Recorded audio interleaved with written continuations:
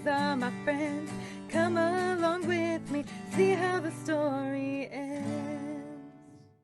This episode is brought to you by testkitplus.com. We all know how important it is to prioritize your health and well-being, especially when it comes to recreational activities. That's why we want to tell you about our buddies over there. They can be your go-to resource for high-quality, easy-to-use recreational test kits. Whether you're planning a weekend getaway, attending a music festival, or just having a good time with your friends, it's really important to make sure you know what you're putting into your body.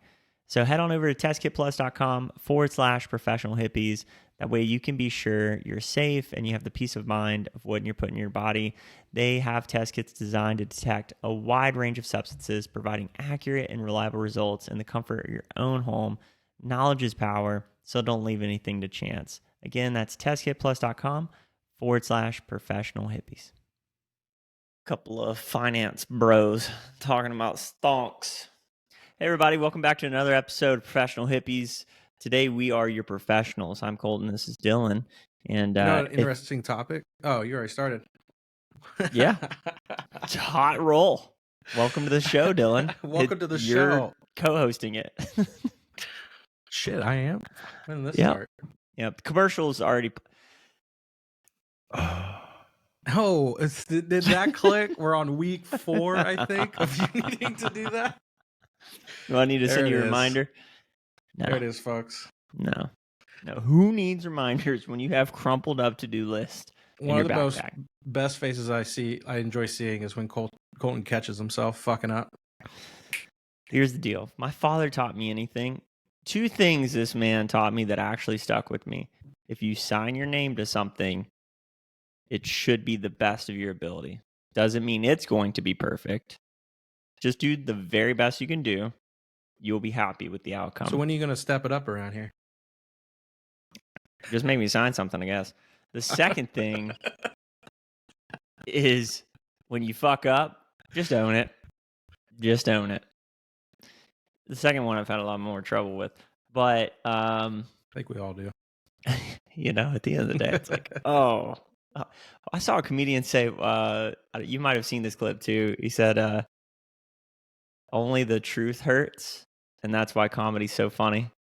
Is because a lot of times comedians are talking the truth and it hurts. So you laugh because it's uncomfortable. Yep. Exactly. It's like some of those animal videos that have been popping up on my feed. I don't know why. They happen to pop up on my feed and now Abby's feed of animals giving birth. Animals giving birth. Welcome to springtime, I guess. I don't know. I get right. Yeah. I like other comedy though, how like people do the truth hurts, but like you do have like 2 directions, right? Most people are going to laugh at it because like, oh, that is funny. He called it. Like I was expecting him to say that. That's why it's funny. Yeah. But then like the people that get upset are like, I knew he was going to say that, and that upsets me because it always upsets me when that topic's brought up. Have you ever gone to a comedy show and got offended, like genuinely offended? I haven't gotten offended. I've even been like pointed out at a club before, but never gotten offended by anything. That's always kind of the weird part to me is like you go to a comedy show where like everything's supposed to be off limits, right? I guess I've only been to professional comedy shows where most of them know how to toe the line. Sometimes you'll see an opener. I like the raunchier the better. Like the darker the humor, the better. I guess it has to be funny, right? Like Yeah. if you go after something, I've been to some of those like $5 shows like Josh Kennedy's shows. I've been to a few of his around Tampa, and it's just open mic nights, and popped into those, and sometimes they're funny, sometimes they're not. It just I don't think I've been to too many of those. I just respect that like they're up there doing it. Trying. Even if the joke doesn't work out.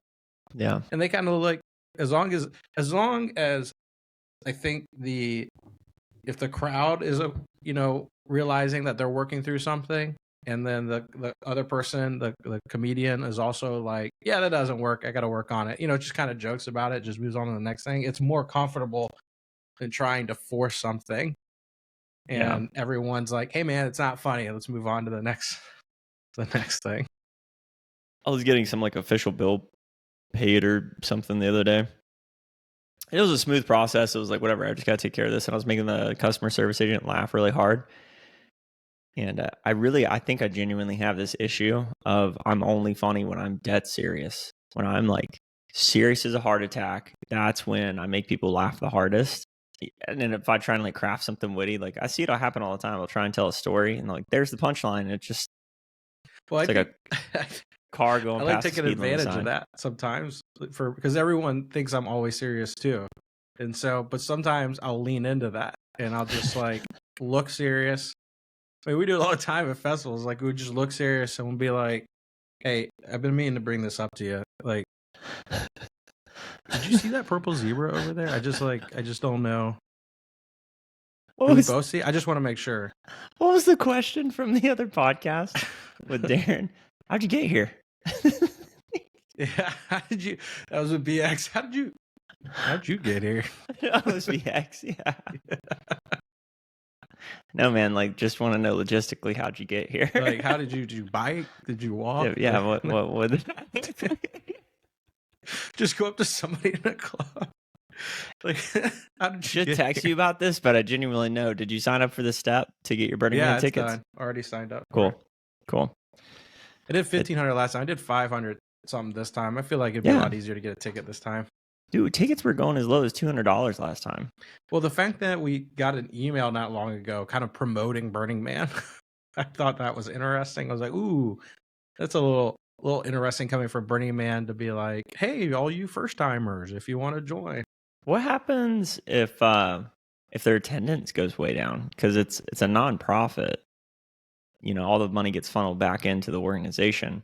But like if they go from say 60, is it a set amount of tickets though? Anyway, right? Yeah, I mean you have to max out anyways on tickets. Okay, so I would just be curious to see like what the back end of that looks like. You know, what they do with the funds. If none of the money is going towards any of the artists, none of the money is going to anything except logistical stuff. I don't feel like even if their numbers go down, like I don't see how they wouldn't. It's got to be like proportional, right? But I mean, they have a lot of staff. They have a lot of volunteers, but I think it's mostly volunteers. Yeah, it's mostly volunteers there doing it. Like even all the building, the artwork, everything is all. Does our ticket go to? And for folks listening, we'll get back onto a tangential topic that doesn't matter anyway soon. Does our ticket cost go to the man and like the temple in the center, or like we're paying for that lumber? You think? Or they do a separate fundraiser? I would say probably, yeah. We're probably paying for the lumber on it, going towards that. Maybe paying the engineers, the safety engineers, like to come out and.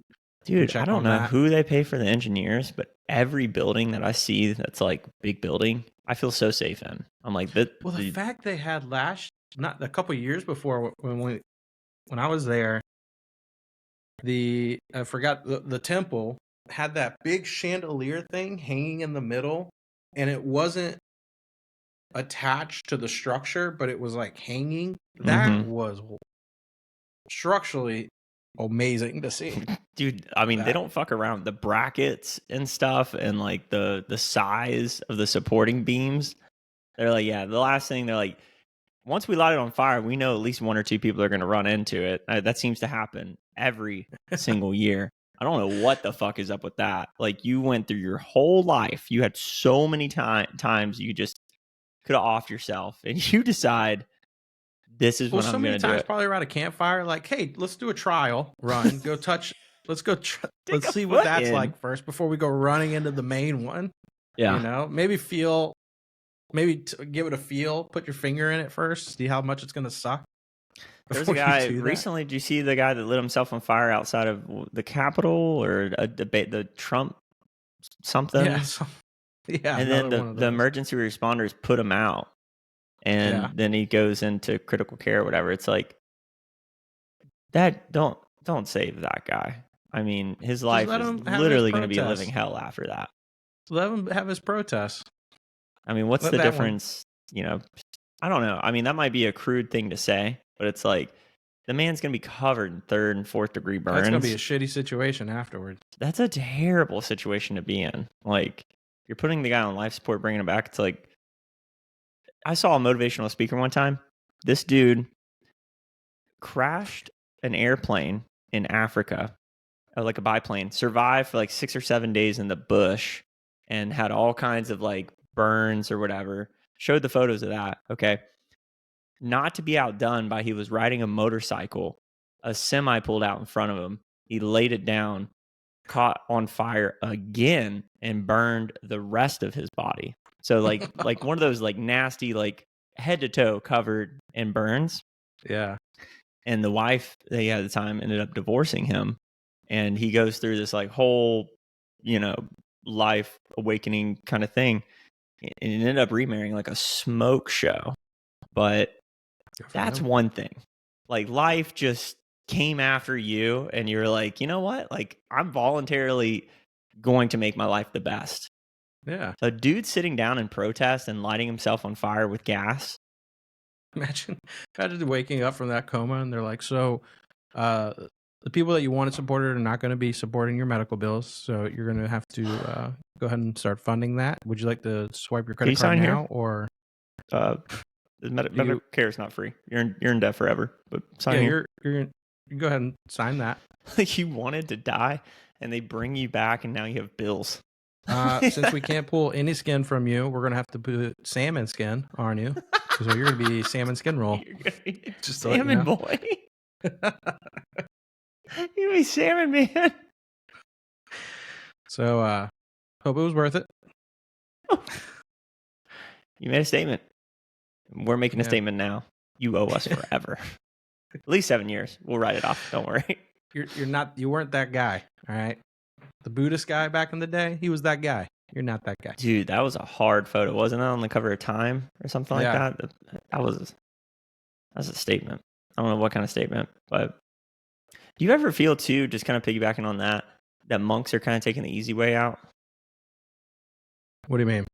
Like they're doing arguably one of the most challenging things, sitting in silent meditations, devoting themselves to a life of without, like I can't think of the term for it. But then they're kind of removing themselves from all of the temptation. What's the difference between a Buddha person and a Appalachian man living out in the wilderness by himself? I think one can touch a woman, the other can't. You think that man out in the wilderness is touching a woman though? Way out in the boonies like that? I assume probably not. He wants straight with up consent. Nothing. I mean, that's a whole different question.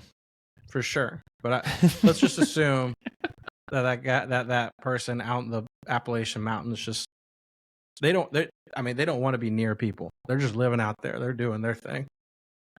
Right. That life, there's something really sexy about that life to me. Like it just same thing about a Buddhist. They don't. The difference between the Buddhists is they have to be around people. Right. They still they have the temples. But in a way, the Buddhist is surviving off of, I would say, the tourists coming to visit the temples and donations and stuff. Whereas the hillbilly out in the Appalachian Mountains isn't surviving off anybody except himself. So would he be considered more of a monk than the Buddhist? Because he's more surviving off the land and by himself than the Buddhist is proclaiming to be? There's a correlation because wasn't there a bunch of monks that were caught with like a ton of meth?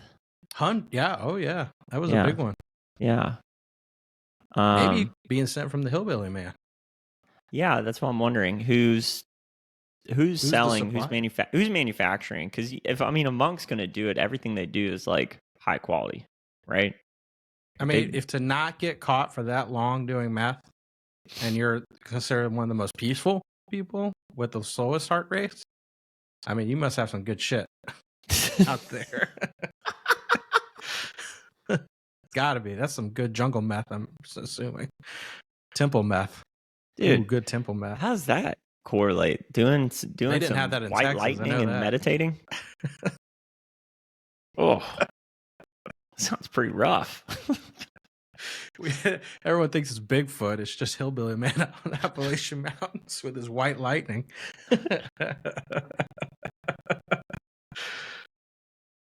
I don't know. I guess it'd be tough to get the ingredients though out in the Appalachian Mountains. You got mules packing in meth ingredients. That's probably why they just go for moonshine. Yeah, this is moonshine's easy to grow corn anywhere. I went down a little bit of a YouTube rabbit hole. There was this like master carpenter that I think in like his 60s, he decided, this was back in the 70s. He was in his 60s, I believe, or 80s, something like that. And he just decided, I'm going to get some land and I'm just going to be by myself. But he documented the whole thing. So he like had producers that would take the video footage and edit it for him and just distribute it out to whoever. Yeah, he just master carpenter and just doing everything. He would chop up the logs, make himself a cabin, and his meat storage, and show himself fishing. Highly recommend it. I'll see if I can find it. That sounds like more of a Buddhist than a Buddhist. Yeah.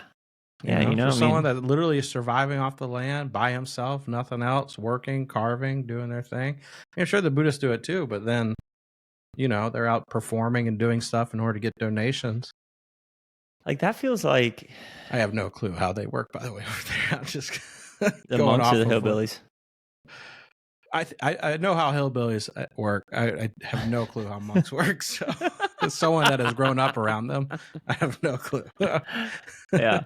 I was talking to a guy earlier today, one of our potential clients, and he was talking about his story they wanted to publish, and he was like, you might be surprised. And he was talking about, he did a 5-year stint in prison or whatever. And I mean, we talked for a long time before I was like, you might be surprised. I'm the only one out of my brothers that hasn't been incarcerated. He's like, really? I was like, yeah, my stepfather was a correctional officer. So really, both sides of the spectrum, like everything you're telling me, like I keenly aware of the stories. Yeah. Checks out. I know both sides of the aisle here. Yeah. It's like hillbillies. Yeah, I know. Prisoners. Very familiar. Monks. Not so much. Still working on them, There's kind of hillbillies everywhere, Russia's just a full country full of them. In a way. Yeah. I wonder if they said recently they're going to invade one of their neighboring states. See how NATO's really going to respond. Just test the waters a little bit more. I guess. I mean, they're looking at Georgia like we did it once. By the way, it's May. What's going on with the elections? Are we still doing Trump Biden? Huh? Oh yeah. So they're going to start doing debates. They just scheduled them. CNN just scheduled a debate in June. Yeah. Looking forward to that. Should be interesting. Usually you'd start seeing gas prices go down by now, but nope. Something I saw recently was someone died at a mushroom retreat from the product that they were offering. Yeah. Double Blind published it. Huh. Thought I'd bring that up as an interesting topic because a lot of people, I wanted to bring it up because as like these more and more retreats start popping up. What was it? We had a gentleman on a couple weeks ago. As like things start, more and more people start trying to make money on it. More and more shit's going to start going wrong because they're not getting the right product, or they are like doing these retreats down in jungles and then picking the wrong products and trying to serve them. Yeah, the people, And let me see if we can bring it up real fast. See if you can find the story. I'm curious if they were able to talk about liability. Holy shit. All right. It says, woman dies at mushroom retreat in Australia. Death at a wellness retreat center raises concerns over contaminated products and the practice of administering foraged mushrooms to clients. Soul Barn, which describes itself as a creative Soul Barn, 2 separate words, which describes itself as a creative well-being center and sacred tool shop, has since released a statement expressing its devastation about the events that transpired. There are no words to express the deep sorrow and shock we are feeling here at Soul following the tragic incident that occurred on April 13th. The statement said, we share the shock and devastation of everyone involved, and our hearts are with those families affected. The story is still developing. What country was it in? Does it say? A woman at a retreat in Victoria, Australia, died after consuming what authorities believe was a beverage containing psychedelic mushrooms. 2 other attendees also fell ill the night of the incident. So it just sounds like a psychedelic retreat. And here I was. Many questions remain unanswered, but reports cite that authorities have not ruled out the possibility of psilocybin being the cause of death. Definitely, although toxicologists say it is unlikely. Investigators are also looking into whether the mushrooms were harvested from the wild, potentially confusing a toxic variety for a psychedelic one. That sounds more like it. If they're just out For there sure. like, trying to they're just out there foraging and they just pick the wrong one that looks the same. Yeah. Like I think if I'm not wrong on this, Amanita muscaria, like that one you can't consume raw. I could be wrong on that. But yeah, I mean, like, but it goes to show of all these retreats, or quote unquote retreats, popping up that don't know. You know, if I'm going to go to one of these retreats or do ayahuasca or something, there people are like, oh, you can do that in the U.S. I'm like, you think I'm going to go to the U.S. and do it, or I'm going to go to the people that have been doing it for hundreds of years down in the jungle? Like, I think I'm going to go literally down what our shaman said. He was like, here's the deal. There's different types of ayahuasca, like different kinds of brews. And they walked us through like how they found the guy, how like kind of just walking through the logic train of how we know we can trust what they're making. Yeah. And literally in the same kind of session, they were like, hey, let's take you out to the garden and you can look at, we'll go show you ayahuasca. We'll show you chacruna bush that has the DMT in it. And then they showed us this flower called Toei.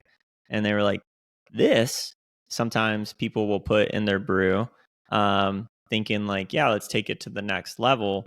And they're like, it's so toxic that you can pluck the flower, put it next to your pillow, and you will have insane dreams just from like the pollen getting wafted in the air. And they said like 2 twigs of the stem, if it's not in the right concentration, is enough to kill somebody. And they call that black ayahuasca. Black ayahuasca. And they're just like, yes, not a good one. I think the brew. If we look at their website here, a place to come to your senses and be in the present moment. Workshops and retreats, private retreat, inspiration lab, journey. Imagine that trip. See someone die. Right? You're like, oh, did I come to the right place? Oh. No, you definitely did not go to the right place. Like that's retreats. Easy For answer. example, Reiki, Zong, ceramics, sound healing, tea ceremony, holistic wellness, private retreats. I think they'll have to go through a rebrand, don't you think? It just looks like a campsite that they set up with mats. I don't know. I think a lot of people are trying to take advantage. Like when we say professional hippies too, right? Like there's going to be like the capitalist side that some people are just going to do it wrong and overdo it. Yeah. Yeah, it sucks, man. I feel real bad for whoever got caught in that whirlwind. Yeah. Especially too, was it if you go down, I think the fascinating part of what the stories I've heard of going down to ayahuasca retreats in the jungle is that they're not just taking it, you're not just taking it and like being taken care of, like the shamans are there taking it with you. Yeah. You know what I mean? Like we're going in this together, which is usually how, like anytime I've ever tripped or the first time I've been around people that have tripped, I'm like, I will take this with you so you can feel comfortable that you both, that we're both on the same page here in a way. Like when anyone's ever been like, oh, I'll trip for the first time, I'll just hang around you. I'm like, no, like let's do it together. Yeah. And that way you feel comfortable in the heat of the moment to know like we're okay. Let you know we're all okay. Yeah. At the very least, I don't think I've ever given somebody something that I myself haven't sampled from that batch. Exactly. Right. So it's like I know what you're going to be going through. Like I've consumed from this. You'll be fine because you'll be safe. Yeah. Anything that happens, you're just having a little bad trip. You'll work your way through it. Unless you run across a hillbilly. In that case, you need to run. Okay. I'll find you later. Or lean in. Get that white lightning. You might be fine. If you see him do the call of the belly drums, he's summoning. Okay. You see the village people come out missing teeth. We got another one. If they are standing on their four-wheeler when they approach, Yeah. Porch is okay. hightail it. Standing on the four-wheeler is not okay. Sitting, All right. fine. Standing, not fine. If you hear a yee yee or woo woo and you see them standing up in the back of a pickup truck, just take off. Just go the other direction. As long as they don't see you, you're good. All right, you're fine. Drop a couple Budweisers. They won't hear you. They're too fucked up. But if they see you, then you're screwed. If you don't move, they can't see you. Okay. Their eyes are buzzing anyway, so they can't see nothing. They're motion activated. They might think you're a deer.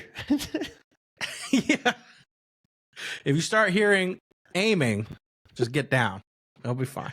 Have you seen because this used to be a big thing when I was in high school, is that rednecks would go spotlight deer at night on the side of the highway and shoot them. Oh yeah, I've heard of that. Not cool, but yeah. Super not cool.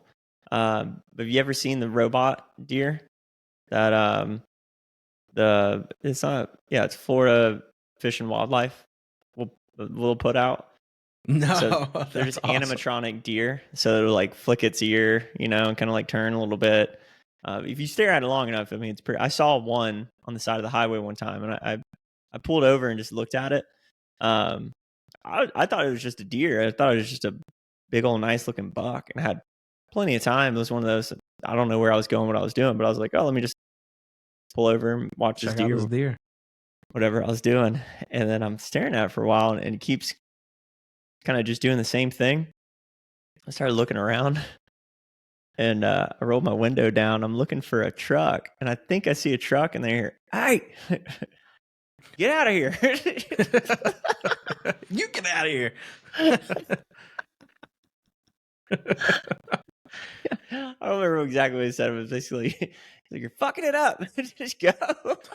Like, my bad, man. Just go. What is it, like cow tipping? You're just fake deer tipping. Just go push it over and run away. Yeah, because I was doing Cutco appointments. I was in like, whatever. I clearly didn't look like I was in my Scion. I was like definitely not the guy that's going to pull a rifle and shoot the deer. But they have a whole series on YouTube. You can watch it where they follow around these. Does it have a camera in it? I'm guessing, so they know who shoots at it. No, the wildlife guys, they just hide in the bushes and take off after whoever does it, or whoever shoots. Yeah, because I think I don't know where the like statute like gets enforced, right? Like, is it when you pull the gun on the deer or if you shoot the deer? But regardless, they're gonna have a conversation with you. I would say shoot the deer, because like, some people use their scope to look down and look to see. So I would say probably shooting. Well, you can see it from the highway or from the road. Yeah. So, but you have to be, like, I don't have a hunter's license, so I'm not like read up on it, but it's like you got to be like out of the vehicle, orange on, like stalking it properly. So, I don't know. Someone more equipped, like Mike or my buddy Jesse. My buddy Jesse could definitely tell us. I would love to go on one of those guided hunting trips. Get like an elk or some wild game. I wanted to go hunt in Alaska, or maybe like Utah. Dude, I would love to do that. Like, that's a trip. I think awesome. That's a good, like, plan that for 2-3 years out kind of deal. Mm-hmm. We have the kids, we're done with the raving, whatever. And it's like, we're going to do. They're like, where are you going? I'm going to get meat. I'll be back to provide from a family. I'm going to provide for you. Like, what can they say from there? Yeah. I'm going to do my job. I've always wanted to do Alaska trip, bro. We should definitely do. That would be awesome. I'd love to try to hike Denali a little bit and then go back, go hunt from there. That'd be fantastic. Yeah, man. We talked to one guy. So I guess the national parks. We've talked to the national parks rangers, and if you are newer to being a ranger, you don't get to really pick where you're going. You just get assigned, and every few years you get moved around to the different spots. So we've talked to rangers who have been in multiple different locations around the country. And we talked to one guy, he was just working in New Mexico at the petroglyphs there. It's just like a little. He was just in the little gift shop working. He's a young guy. We asked him where he'd been. He goes, "Oh, one year I had to work out in the middle of Denali, like way out in the Denali. There's a little cabin way out there as a ranger station." And he goes, "It took 2 hours to get to a paved road from my ranger station." He goes, "It's mostly like gravel and dirt for 2 hours. That's what you're driving on until you finally reach." And he goes, it's a 6-hour drive to get to the grocery store, and then it's like 6-hour drive back to get back home for. He goes, and I'm like, you spend a whole day just to go get groceries. He's like, "Oh yeah, like that's just where like some ranger stations are just way out in the middle of nowhere. Talk about a secluded life out there." Yeah, that's like the people of I guess you volunteer for it, but I mean it's a paid position. But the fire watchers, I think I mean they have those in national parks, right? But I've seen a couple videos where like a girl brought her dog, and that they're just literally in the sky tower for like a summer or something. Yeah, they're just there in case something you're watching the ranger station, as if someone could report to them. Like I'm sure if like backpackers are way out there, and then like someone hasn't reported back to being back where they needed to be, that ranger could then go hike the area and just go see if they could find them. Yeah, on out, just someone close enough to be able to help. I was impressed when I was watching this girl's video, the girl and her dog or whatever. She had like a whole series on it. I was impressed at how much action she was spotting with fires. So like when lightning would come through, and maybe it wouldn't rain, but lightning would strike, and she showed like quite a few examples of fires starting. And she's like, "Well, I'm not going to report this in yet because if the rain drops, we don't want to waste resources." So you would see lightning hit and start a fire, and she's like, "We just have to wait for a bit. Like it has to reach a certain point before they're gonna report it." And there's like 4 or 5 different fires she showed where it was just like she marks it on the window, and then like tracks. They have kind of those old school systems. Like that's the thing that is kind of like a lost art when it comes to mechanics, plumbing, just like the old school kind of tracking methods, the tried and true stuff. Yeah. Yeah. Oh, yeah. I don't know. I just thought it was a interesting little series. That is pretty unique. I want to look that up. That sounds pretty cool. Just someone that's out there like doing a job that most people don't think about. That's required and needed. Like someone's got to be out there watching. It's like having someone at the like the wall of the castle. Like someone's got to keep an eye out for enemies coming. Everyone forgets about that person usually. Yeah, and another interesting thing I saw recently, I think I learned this forever ago, but definitely wasn't something I was confident in knowing. All the weather stations in America borrowed essentially their information, or leased their information from NOAA because of the model. So basically they did just this giant model that's based on physics. And so we had that guy come on. He talked exactly about that when we had the tornado man come on. Tornado. Oh yeah, Storm chaser. He came on. He talked about that.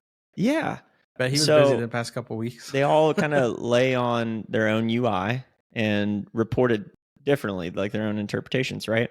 Last week, there's another company that did a bit of crowdfunding or VC or whatever. They're essentially able to use machine learning with AI. Now, instead of having these supercomputers run, there's only like one location in America that has like the density and the power able to like run the physics equations that the government has.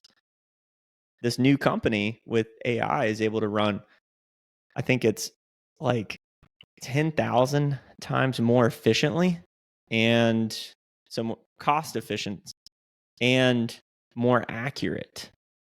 So now it's going to roll out where all these different weather stations can actually get more updated and accurate information, because it's not just based on this one bit, right? Like through machine learning and AI, it's going to be kind of revolutionizing like weather reporting.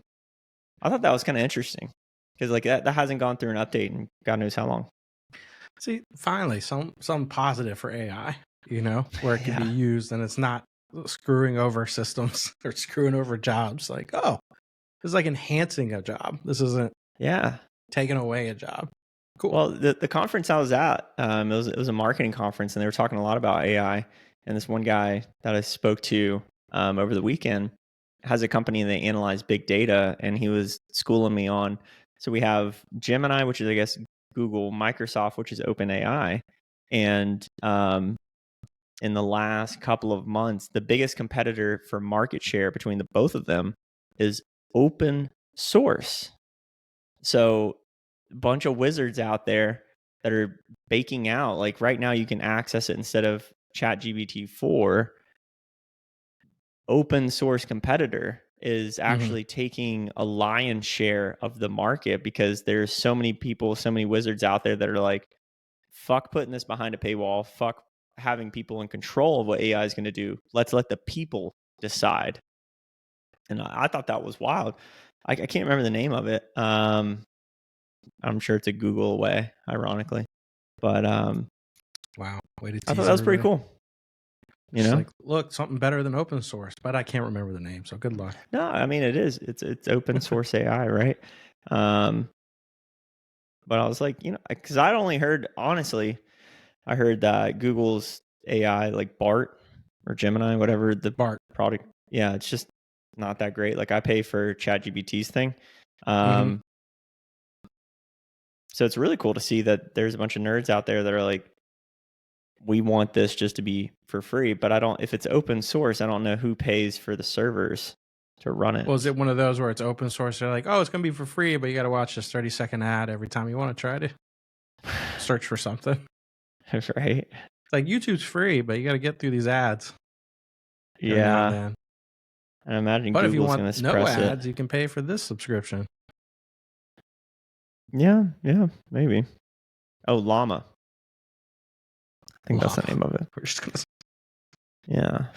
I like how they're naming these AI things like nothing crazy, just like, it's not that cool. Bart. I know. What is it? Like... Llama. what AI source do you use? Bear. Yeah, I'm more of a cat guy. What about you? Man, I'm on the toad. I really do feel for someone dying at that retreat, dude. That's wild. Right? Like you're going to a retreat. You've been, that retreat gets shut down, honestly. Because like people are coming to you that are probably new to this or like wanting to experience it, and they're entrusting you to provide safe product and everything. And then you're what is it called? You don't have things in place to make sure everything was safe along the way. A little premature, some would say. Yeah. The retreat I went to, the ayahuasca retreat, I don't know if they made this common knowledge or not. And we're saying ayahuasca too as well. They took mushrooms, they said. Yeah. So this is, when you look up Soul Barn, like they proclaim themselves as a wellness center. So they're doing more than psychedelic stuff. It's just like you go there to do programs, sound baths, yoga, whatever. It's a whole thing. And obviously something slipped up with whoever they hired as their psychedelic person. Yeah, but the ayahuasca retreat I went to, one guy got too lost in the sauce and I guess went into the kitchen, grabbed a knife and stabbed another guy. Good God. Yeah, I thought that was an interesting story. Also, and they told us that at the beginning. So there was one trip where I was coming out of it and I was like, how the fuck would somebody want to do that right now? There was another guy that was an MMA fighter for the UFC and went to my retreat and had a bit of a freak out meltdown, and not intentionally wanting to hurt anybody. He's just a big man. And they said it took like 5 or 6 people to restrain him. That's the last person I want. Yeah, you're like, there's like 5 or 6 people holding down, like, hey man, we're holding you down because you're just a big motherfucker. Like he has to teach everybody how to do leg locks and arm bars before he can take ayahuasca. He's like, just to save you from me. We're gonna do a jiu-jitsu class before you Yeah. give me something. Just a real quick, in case anything goes hairy. You just want to do an ankle pick, okay? Yeah. Do a This roll is how you through do a to nice football arm tackle. bar. Football tackle right to the gut. I'm gonna need. And You're the then big one, knee okay? to Bulldog the choke face. right under the chin, okay? Really important. You want to lean into the jugular, all right? Just kick me in the balls, man. I'm a big dude. I'll kick all y'all's asses. Just kick me No in the balls. doubt. Knock it out. Yeah. That's got to put you down, right? Yeah. Well, you tell them to do everything that's typically illegal in the UFC, like all the stuff, biting, headbutting, throat hits. Abby asked me the whatever. other day. She was like, "Why do when men get in fight, why don't they just kick each other in the nuts?" And I'm like, "Yeah, that's a good question. I think it's like an honor thing. It doesn't matter how sideways something's going. It's just like no one wants to win that way." Yeah. I mean, I'll do it if it's life or death situation. No, life or death, very different. Yeah. I'm talking like but a bar in like fight. a fight, like in a fight, yeah, just like in a fight, it's like, that's kind of like a Yeah, that's an honor thing. Hey, fuck you. Like, all right, no, it's on, motherfucker. I'm not kicking you in the nuts, but I'm gonna try and break your nose. Yeah. Just a couple of lobsters going after it. I feel like that'd be women with pulling hair. Like you just get them in the lock. Like it's so easy just to grab the hair. Do it. Women do it all the time. They do it all the time, but that's such an easy one, just to grab it. But like that's the same with men. Like that's an easy out. Are you getting your like hair like cut? Or are you just getting like a trim? I'm gonna do a trim, probably up to the shoulders again. It's How so long's long. your hair? Again, it's pretty long. Yeah, it's pretty long down there now. You wipe it's your long ass enough with it? where I'm like I'm ready to get a trim on it for sure. Yeah. Do you go to a salon? My aunt is a professional. Oh yeah, that's right. Stylist. Yeah, she was at your wedding. Yeah, that works out. She did my wedding.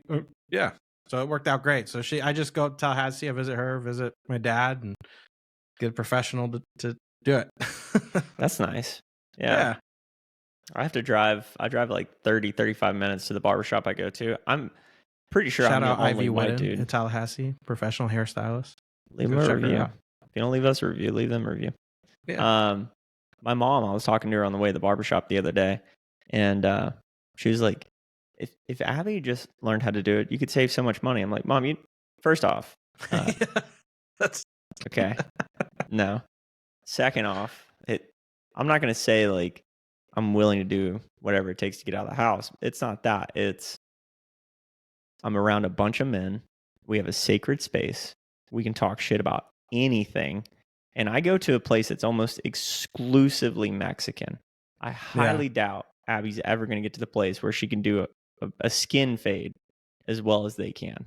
Okay. I literally go in there and I'm like, make me look good. I go to the same guy every time. We have rapport.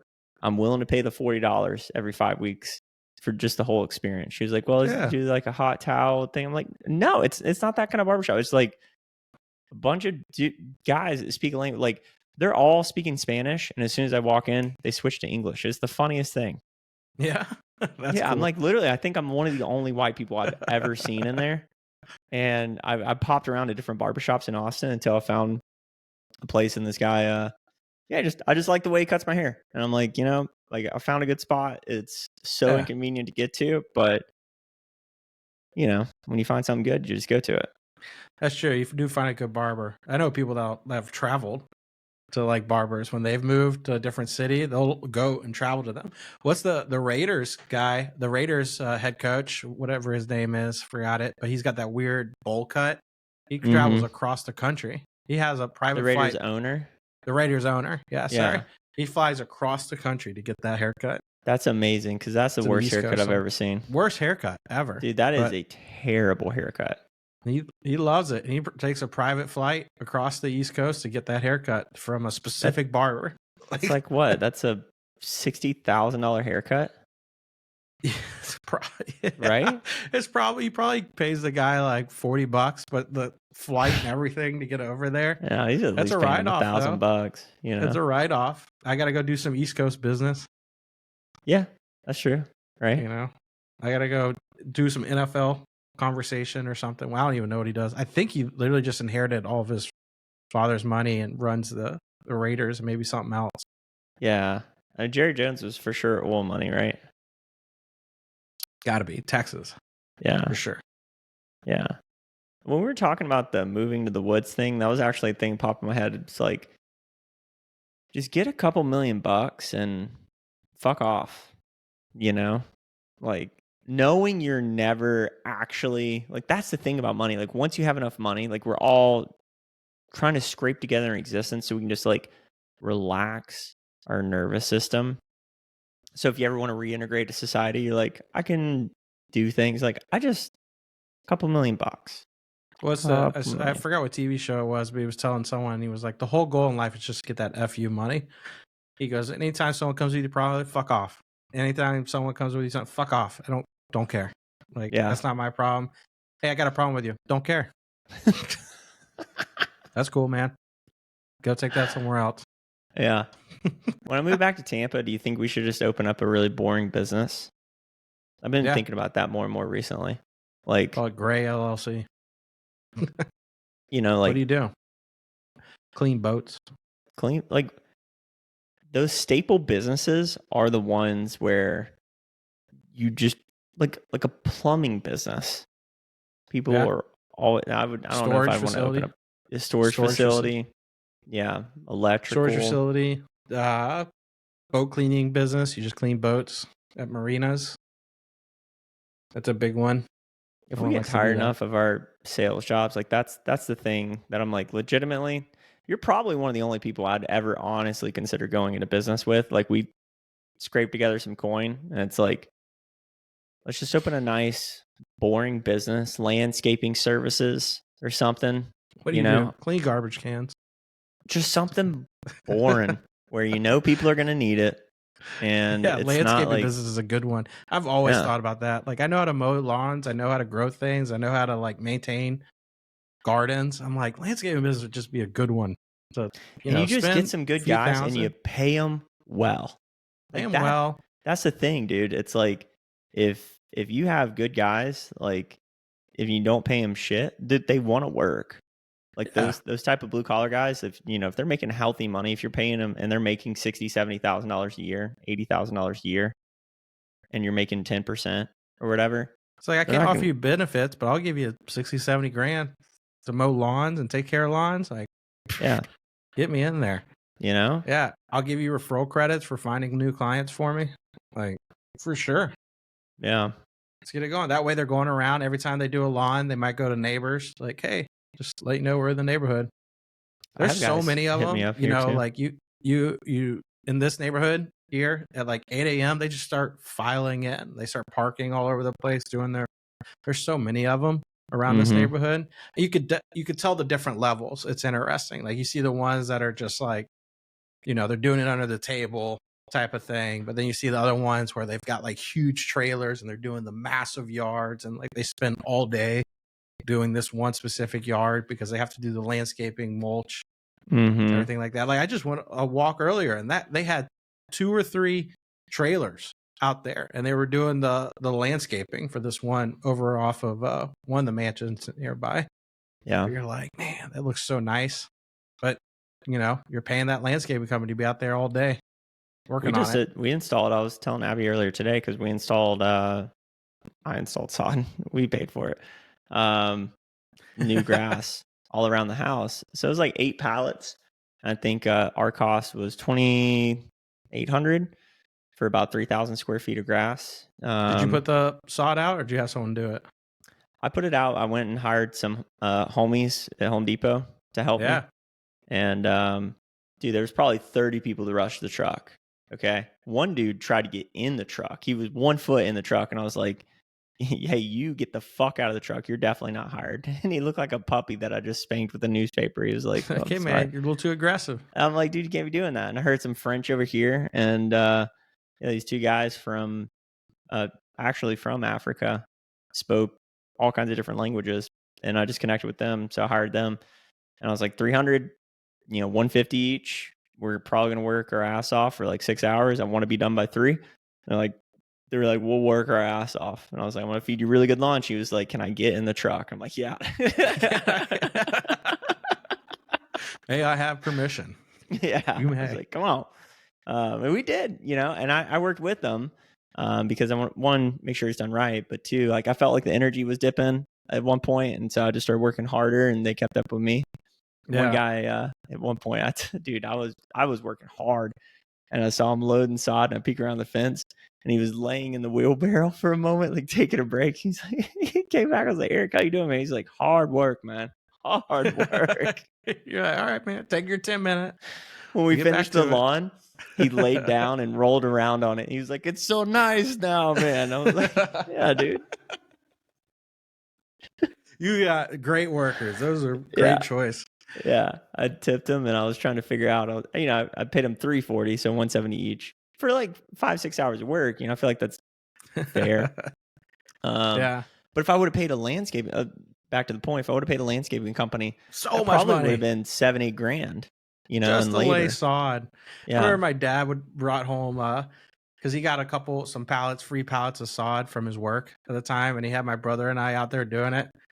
And we were down. There was like a quarter of sod left. And I looked at my brother. I was like, "What are we doing?" Like putting down this sod. And my dad left.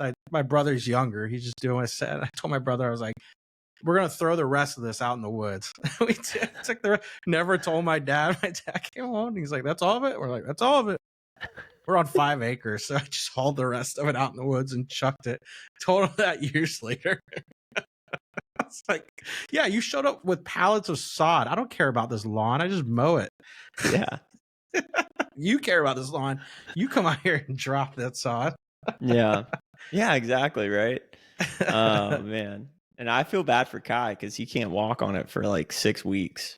And so I've had to put up a barricade. He's so mad at me. He's staring behind the, put up this like construction fence. He's just staring at it. I want to shit on that lawn so bad. He did today. He broke out of the fence and shit on the lawn. Yeah. It was not cool. I want to piss. That's my territory, but I got to mark it. Right now. Yeah. So maybe that's in our future. Not painting. I just dethatched my yard and finally got fertilizer all out to it. So looking forward. Hopefully everything works out with that. The ironic part is the main motivation for our grass was because we're going to rent the house. I fucking hate lawns. Yeah. Yeah. I love lawns. I like doing my lawn. I like all the work that goes into it. It's such a meditation thing for me to work on. I like having a small area. I like grunt work. So I'm just like, it's just out there. It's like when people talk about like, I love sitting and I'll do my breath work and I don't think about anything else.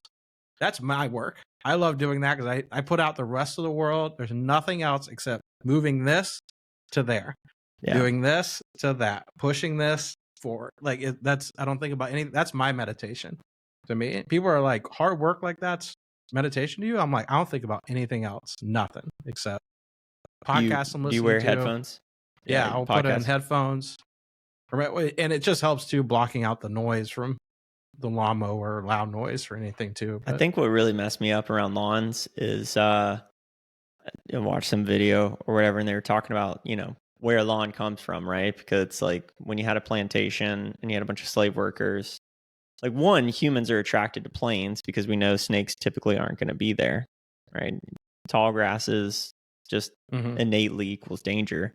But like the whole purpose of a lawn being perfect and manicured or whatever, it just shows how much wealth you have because you have the laborers to be able to scythe it down all the time. It's the same thing in this neighborhood. I always find it funny. It's the people that are typically like, oh, it's the fertilizers causing the red tides, and I'm sure it is. I'm sure the fertilizer is going towards the red tides here in Florida. But it's always the people that are like, why are you putting fertilizer out? And I'm like, where do you live? Oh, you live over there in your yard's green year round and no weeds. I'm like, you think that's just there because your yard's like that because of nothing?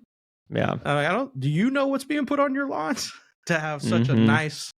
It's always them, that are complaining about it. I've been waiting for someone to come by and say something to me when I'm out there fertilizing. I'm going to fertilize over the summer. We have that ban that says I bought extra fertilizer so we can do it. I'm like, I'm going to keep my yard green over the summer. I want it to be. Do you have a ban on fertilizer right now? Florida does. It starts in June. Starts like June 1st all the way through September. They do a ban on fertilizing your yard in order to control the red tides. But I'm like, I think all these super nice houses that have like green lawns all summer long and they have landscaping, they get around the fertilizing because I'm sure that it's the liquid form now. Yeah. That they're like, you see them spraying it. The True Green companies come out and they're spraying. I'm like, they're not. They say there's got to be a workaround. They're saying it's not fertilizer. It's some sort of like watering the ground, but there's some chemical they're putting in there to keep. 1,000%. I mean, I'm totally in the camp of like that shit is fucking our ecosystem. Like lawns For sure. but like I like a bit of lawn. Like that's the thing. It's like native plants to encourage like an ecosystem like that. For the next house we get, like that's what I'm gonna do is kind of like maybe like a 60-40, 70-30 of having a little bit of a lawn and bringing in, you know, a little bit of biodiversity. Like that's all I want. Like I don't want like a big beautiful lawn is big and beautiful, but it does. If we're all saying big beautiful lawns, like that is fucking the ecosystem. It's like if I could just offset that a little bit. One thing I thought was interesting, I saw it long ago, don't remember where, but how the temperature difference between, you know, like prairies with tall grass or the Everglades with tall grass, the heat difference between the top of the grass and on the ground. And now all this development we've been doing over so long, wiping out all these prairies and tall grass, all of a sudden it's just straight sun to the ground. There's no like barrier between the earth and the sun now, protecting just, you know, wildlife or bugs or plants. It's like, ooh, that's interesting how it's just like, oh, it's just overdevelopment in a lot of these areas. Or cow pastures, you wipe out a lot of everything and it's just straight sun to the ground. That was just something I thought of too. Yeah, like, you know, it's unfortunate that like taxes don't do more to offset stuff like that. Like the regulations in place. My buddy that is a broker, when he built his house, built a really nice house in Tampa by Armature Works. They cut down a couple too many trees or whatever, right? And the regulators, or whatever their proper term would be for protecting the environment, went back and looked at the trees that were there. So he has to replant trees of equivalent size. You can't just plant trees, you have to replant of equivalent size. So he had to plant like 4 or 5 trees. It set him back $30,000. That's what I always wondered when you're seeing these development companies that cut down big oak trees. Or some of those trees that aren't supposed, like they got permission to cut that down. They got to be replanting somewhere. Whoever the arborist that they're working with must have some land somewhere that they replant for them. You know, they've got to. And that's always wondered too. Of like everyone says, you know, let's say Taylor Swift or these other people that are always like proclaiming, oh, you need to do better, but then they're putting out all this pollution. But then everyone says, oh, well, they pay all this money towards tax credits, you know, or environmental credits. It's like, okay, do they have a list of what that money's going towards? Because that's what I want to see. Is it just going to somebody and then like because they paid it, it's gone? It's like those people that cut down the trees. They're like, oh, well, I paid someone to replant a tree for me somewhere else, so it's all done and taken care of. Okay, where was that tree replanted? Yeah. Was it just planted on some lawn, or now you cut down a super beautiful tree I can't enjoy now, and that's not going to provide me some nice oxygen, but you planted it 200 miles away? Not going to benefit at all to the community? Cool. Appreciate it. Yeah. Well, if you're not angry yet, be sure to tune in for the debate. I'm just kidding. This is the only debate you need to tune into. Thank you guys for tuning in this week. We're the Professional Hippies. Feel free to subscribe. And hey, we'll see you next week. Love you. Peace.